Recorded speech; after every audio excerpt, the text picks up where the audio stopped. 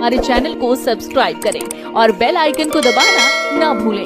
नमस्कार, आप देख रहे पब्लिक दस्तक। साथियों, आज आदिवासी महासम्मेलन है और यहाँ बहुजन समाज के तमाम एक्टिविस्ट, तमाम आदिवासी महासम्मेलन है। इस किस पर्पस पे है, जरा बताएं हमारे पास। तो आज यहाँ पे अंबेडकर भवन में दिल्ली में आदिवासी अधिकार सभा है। जिस तरीके से आदिवासियों का नरसंहार हो रहा है, उनके कोई भी अधिकार बचे नहीं रहे, उनकी इज्जत की बची नहीं रही है। हम देखते हैं कि जो राज्य है, जो सरकार है, भारत की सरकार, भारत का राज्य, वो तमाम ऐसे जेनोसाइडल, ऐसे मैसेकर करने वाले पॉलिसीज लेके आ रहा है, ऐसे नरसंहार करने वाले पॉलिसीज लेके आ रहा है। उनको नाम, अगर हम उनका नाम बताना चाहें तो ऑपरेशन ग्रीन हंट, ऑपरेशन समाधान प्रहार और अभी के हाल में सूरजकुंड पॉलिसी। इन पॉलिसीज के तहत, इन ऑपरेशन के तहत जो आदिवासी है उनका फेक एनकाउंटर होता है, उनकी महिलाओं का रेप होता है, उनके घरों को लूटा जाता है और उनके तमाम जल, जंगल, जमीन, इज्जत, अधिकार जो है उनका हनन होता है। तो इसके लिए इन मांगों के साथ, इन मांगों को रखते हुए, पेश करते हुए आज यहाँ पे एक प्रोग्राम है जहाँ पे दिल्ली यूनिवर्सिटी के प्रोफेसर्स भी हैं, तमाम ऐसे प्रोफेसर्स हैं, ऐसे डेमोक्रेटिक राइट एक्टिविस्ट हैं, राइटर्स हैं, मीना कंडस्वामी जैसे, सरोज गिरी जैसे प्रोफेसर हैं, प्रोफेसर रतन लाल है, संघर्ष के साथी जो वहाँ पे संघर्ष को लीड कर रहे हैं, सरजू टक्कम, ऐसे कई सारे एक्टिविस्ट अपने यहाँ पे बात रखने के लिए आए, ताकि ये जो नरसंहार चल रहा है, जो स्टेट चाहती है एक युद्ध हो जिसका कोई विटनेस ना हो, जिसके बारे में कोई लिखे ना, पढ़े ना, सुने ना, टेलीविजन पे दिखाई ना दे, उस युद्ध को विटनेसेस दे, उस युद्ध को आवाज दे। क्योंकि ये जो युद्ध हो रहा है, ये जो वॉर है, अपनी ही जनता पे हो रहा है, अपनी ही जनता का लूट मचाई जा रही है, अपनी ही जनता को मारा जा रहा है और अपनी ही जनता का हनन हो रहा जा रहा है। और ये क्यों, मतलब ये जो प्रोग्राम करवा रहे हैं उनका नाम है forum against corporatisation and militarisation. हम देख रहे हैं जो मिलिटराइजेशन, सैन्यकरण हो रहा है, वो कॉर्पोरेटाइजेशन के लिए हो रहा है। जो बड़े बड़े माइनिंग कॉर्पोरेट्स है, जो बड़े बड़े कंपनीज है, दलाल पूंजीपति है, साम्राज्यवादी पूंजीपति है, वो आते हैं भारत में, बक्सर में, जहाँ पे बहुत रिसोर्सेज है, जहाँ पे महत्वपूर्ण रिसोर्सेज है, उनको लूटते हैं। इस लूट के लिए सैन्यकरण हो रहा है और इस लूट के लिए ही जनता को मारा जा रहा है, उनका नरसंहार हो रहा है, ताकि जो अमीर है, ताकि जो पूंजीपति है, उनका मुनाफा बिना किसी संकट के, बिना किसी रुकावट के हो पाए। मैडम, आपने कहा अभी सूरजकुंड यूथ जैसे सूरजकुंड, ये एक्ट क्या है जो आम जनता, आदिवासी या गांव तबके के लोग नहीं जानते हैं, इसके विषय में थोड़ा सा आप बताएं। मतलब मेरे को लगता है कि जो आदिवासी गांव है वो तो जानते हैं कि सूरजकुंड, ऑपरेशन समाधान प्रहार क्या है। अगर वो शब्द नहीं जानते होंगे, मगर वो जानते हैं उसके तहत उनको क्या सहना पड़ रहा है, क्या क्या अत्याचार उनके साथ हो रहे हैं, क्यों उनका फेक एनकाउंटर हो रहा है। मतलब सरकार ये कहती है माओवाद को खत्म करने के लिए वहाँ पे फोर्स को भेज रहे, मगर हम देख रहे हैं ये माओवादियों के लिए नहीं भेज रहे, ये वहाँ से जमीन को खाली करवाने के लिए, वहाँ से आदिवासियों को बाहर भेजाने के लिए, वहाँ से आदिवासियों को मारने के लिए, ताकि उनकी जमीन पे अब उनका अधिकार ना रहे, उनकी जमीन पे माइनिंग कॉर्पोरेटाइजेशन जाए, उनकी जमीन पे वो कॉर्पोरेट्स आए जो लूट मचाना चाहती है, जो इंपीरियलिस्ट दलाल है वो आए। तो इस कारण से ये ऑपरेशन लेके जाया जा रहा है और इसके बारे में सरकार क्यों नहीं बताई जाएगी। हम देखेंगे सूरजकुंड पॉलिसी के बारे में ज्यादा हमको बताएंगे नहीं, ऑपरेशन ग्रीन हंट पे ज्यादा नहीं बताएंगे, बट यही प्रोग्राम ये करना चाहता है, ताकि अगर सरकार नहीं बताना चाहती, सरकार अपने कार्यकर्ताओं के बारे में तो नहीं बताएगी, और हम बताएंगे, हम उनका खुलासा करेंगे। मैडम, आदिवासी जो देश का मूल निवासी है, इस देश आदिवासियों के साथ आप लोग लगातार देश में आंदोलनें चल रही हैं, लेकिन उनके बहन बेटियों के साथ अत्याचार लगातार बढ़ते जा रहे हैं। छत्तीसगढ़ में अभी लगातार मैं देखा हूँ कि छत्तीसगढ़ में उनकी बहन बेटियों का अत्याचार हुआ है, उनको ज़मीनों को ज़बरदस्ती कब्जा किया गया है। तो क्या आपका जो आंदोलन चल रहा है इस देश में, ये सक्सेसफुल हो पाएगा? क्या ये आंदोलन उग्र होगी? किस प्रकार से आंदोलन हो रहा है? तो हम देखते हैं कि अगर हम आदिवासी क्षेत्रों में देखें तो संघर्ष एक अलग रूप ले चुका है। वहाँ पे सिलगेर की बात करते हैं, सिलगेर को अभी 2 साल से ऊपर हो चुका है। कैंप्स के खिलाफ वो लोग, वहाँ के आदिवासी जनता बैठे हुए हैं, सिर्फ अपने सिट इन प्रोटेस्ट पे बैठे हुए हैं।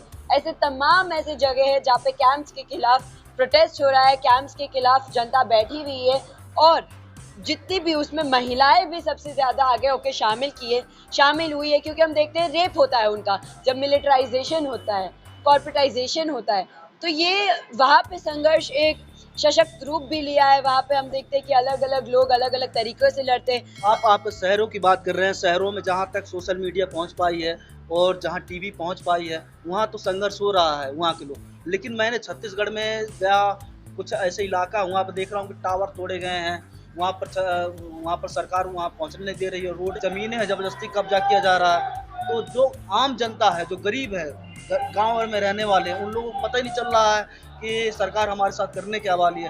तो क्या आम जनता तक पहुँचाने के लिए क्या आप लोगों का अगला प्रोग्राम है? मतलब मेरे को लगता है कि ये वहाँ की जनता लड़ रही है, आदिवासी जनता ऑलरेडी लड़ रही है, इसलिए हमने ये सभा करवाई है ताकि उन लड़ती जनता को एक आवाज़ मिले। ये हमारे तरफ से एक कमी है कि हमको नहीं पता कि वहाँ पे क्या मूवमेंट्स हो रहे हैं, मगर आदिवासी जगहों पे तमाम ऐसे मूवमेंट्स हो रहे हैं जहाँ पे जनता अपनी आवाज़ें उठा रही है, चाहे वो सिलगेर हो, चाहे वो बस्तर हो, चाहे वो हसदेव हो, चाहे वो कैमूर हो, ये सारे वहाँ की जनता तो लड़ ही रही है। तो हम उसी आवाज़ को शहरों तक पहुँचाने आ रहे हैं, क्योंकि उन गाँव में तो संघर्ष हो रहा है, पर यहाँ पे उसके बारे में कोई बात नहीं कर रहा है, उसके बारे में कोई चर्चा नहीं कर रहा है, उसके बारे में सरकार चुप है। उसके बारे में जो अभी इलेक्शन है, इलेक्शन के मुद्दे में कभी भी हम नहीं देखते आदिवासी की बात आती है, मगर अगर आदिवासी दलित की बात आती है तो वो सिर्फ वोट पॉलिटिक्स के लिए आती है। उनके ऊपर जो हनन हो रहा है, उनके ऊपर जो अत्याचार हो रहा है, उसके खिलाफ कोई भी एक मुहिम नहीं छिड़ाना चाहता है। मैं एक और सवाल करना चाहता हूँ आपसे कि जो आदिवासी समाज के जो लोग हैं, जो छत्तीसगढ़ में आदिवासी ज़्यादा हैं, झारखंड में आदिवासी ज़्यादा हैं, वहाँ पर बहुजन समाज के जो कार्यकर्ता हैं, बहुजन समाज के मूवमेंट पार्टियाँ हैं, उनको तो आदिवासी सपोर्ट नहीं करती है। उन्हीं कोऑपरेट पार्टियों को सपोर्ट करते हैं जो आदिवासी के खिलाफ होती है। कांग्रेस जाती, बीजेपी आती, बीजेपी जाती, कांग्रेस आती है। तो इस आंदोलन को अगर हम दूसरी पार्टियों को नहीं करेंगे तो कैसे हमारा अधिकार मिलेगा? आप अधिकार की बात कर रहे हैं यहाँ पे। मेरे को लगता है यहाँ पे सिर्फ वोट्स के बारे में बात नहीं है, वहाँ पे उनकी जनता के बारे में बात है, उनके पेशा कानून की लेकिन सरकार ही देगा ना, जो अधिकार है सरकार ही देगी।